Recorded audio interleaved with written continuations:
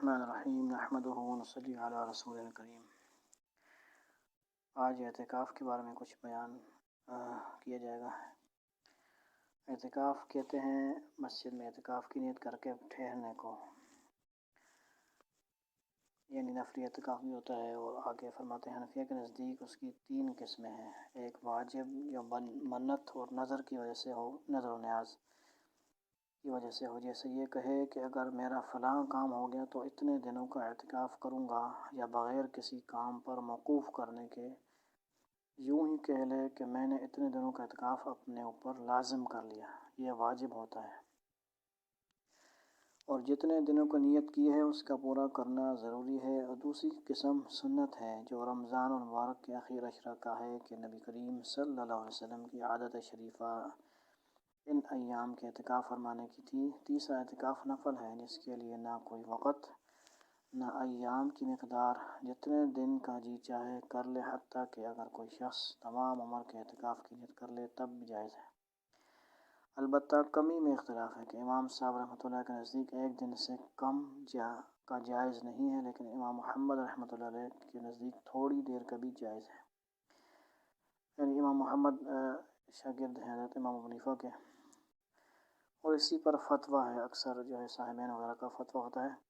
اس لیے اس ہر شخص کے لیے مناسب ہے کہ جب مسجد میں داخل ہو اعتکاف کی نیت کر لیا کرے، یعنی نویت الاعتکاف ما دمت فی هذه المسجد، یا نویت سنت الاعتکاف ما دمت فی هذه المسجد پڑھ لے، یا اپنی زبان میں نیت کر لے کہ میں اعتکاف نفل کی نیت کرتا ہوں، یا بغیر ایسے کہے کہ میں نفل اعتکاف کی نیت کرتا ہوں۔ ان نمازوں کی تلاوت کا بھی ثواب ملے گا اور اعتکاف کا الگ سے ثواب ملے گا۔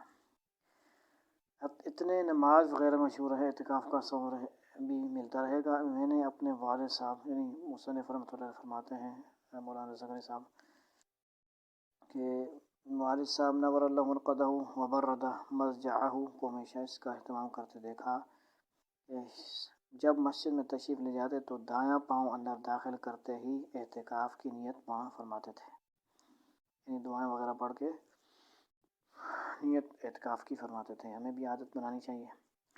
اور بسا اوقات خود دام کی تعلیم کی غرض سے آواز سے بھی نیت فرماتے تھے، یعنی اونچی آواز سے، تاکہ دوسروں کو بھی ترغیب ہو، شوق پیدا ہو۔ اعتکاف کا بہت زیادہ ثواب ہے، اور اس کی فضیلت اس سے زیادہ کیا ہوگی کہ نبی کریم صلی اللہ علیہ وسلم ہمیشہ اس کا اہتمام فرماتے تھے کہ معتکف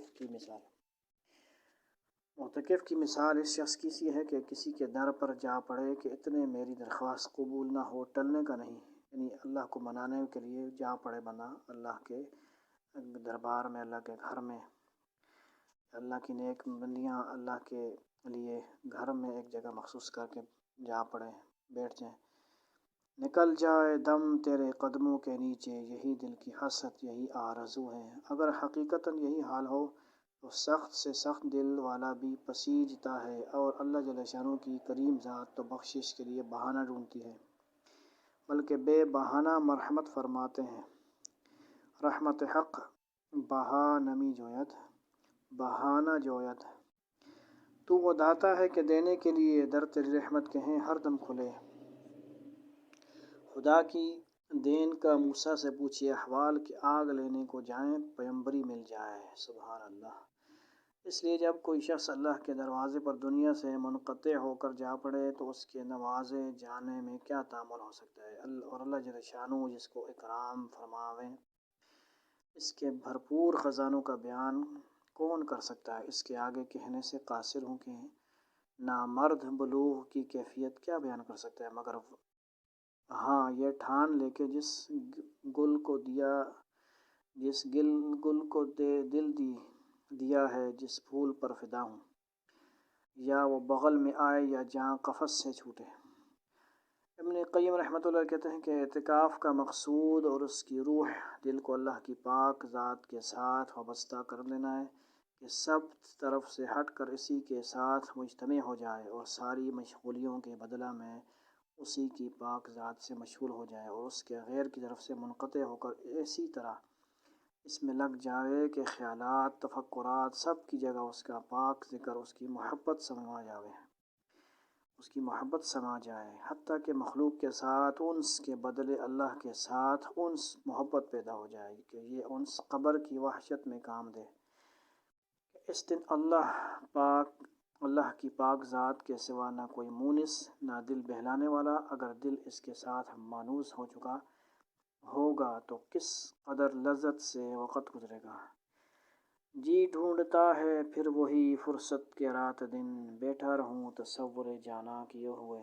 سبحان صاحب مراقی الافراح رحمۃ اللہ فرماتے ہیں کہ اعتکاف اگر اخلاص کے ساتھ ہو تو افضل ترین اعمال سے ہے۔ اس کی خصوصیتیں حد احساس سے خارج ہیں، یعنی گننے سے باہر ہیں۔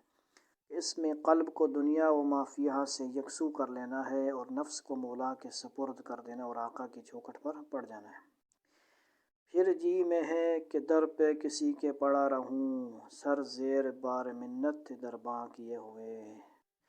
نیز اس میں ہر وقت عبادت میں مشغولی ہے کہ آدمی سوتے جاگتے ہر وقت عبادت میں شمار ہوتا ہے اور اللہ کے ساتھ تقرب ہے۔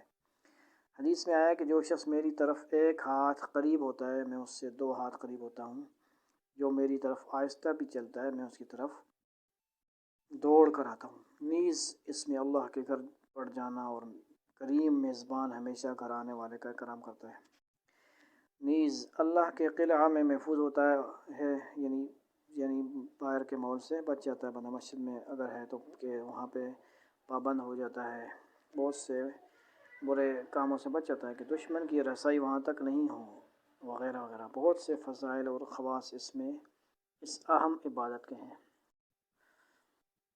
مرد کے لیے سب سے افضل جگہ مسجد مکہ ہے، پھر مسجد مدینہ منورہ، پھر مسجد بیت المقدس، اور ان کے بعد پھر جامع مسجد، پھر اپنی مسجد۔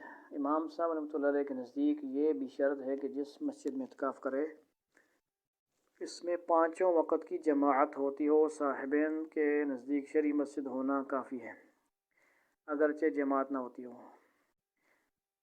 عورت کے لیے اگر اپنے گھر کی مسجد میں اعتکاف کرنا، یعنی گھر کی جو وہ جگہ ہے جہاں پہ وہ ایک نماز پڑھے یا ایک مخصوص کمرہ ہو، اگر گھر میں کوئی جگہ مسجد کے نام سے متعین نہ ہو تو کسی کو نہ کونا کو اس کے لیے مخصوص کر لیں۔ یہ کوئی کمرہ ہو خاص جہاں سہولت ہو، مطلب باتھ روم وغیرہ یا اس کی سہولتیں موجود ہوں، وہاں پہ وہ نیت کرے، اس کو چادر وغیرہ وہاں پہ لگا لیں۔ عورتوں کے لیے اعتکاف بنسبت مردوں کے زیادہ سہل ہے کہ گھر میں بیٹھے بیٹھے کاروبار بھی گھر کی لڑکیوں وغیرہ سے لیتی رہیں اور مفت کا ثواب بھی حاصل کرتی رہیں، مگر اس کے باوجود عورتیں سنت سے گویا بالکل ہی محروم رہتی ہیں۔ اللہ رب العزت سب کو توفیق نصیب فرمائے اس عظیم عبادت کی، اعتکاف کی، مردوں کو عورتوں کو اللہ تعالیٰ اس دفعہ نصیب فرمائے اور قبول فرمائے۔ والسلام علیکم ورحمۃ اللہ۔